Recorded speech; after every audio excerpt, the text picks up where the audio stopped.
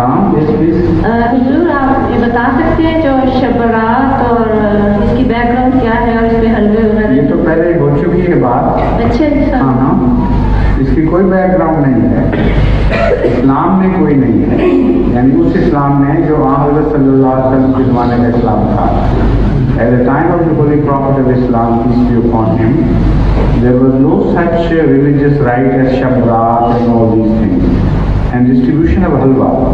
You know, remember, whenever there is a distribution of halwa involved, always be certain that it is an invention of the latter-day mullah.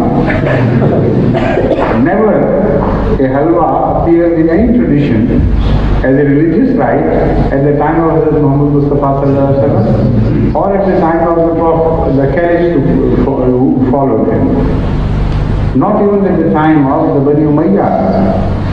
So that halwa is a much later invention. For it to appear as a religious rite and representing the religious sentiments and so on.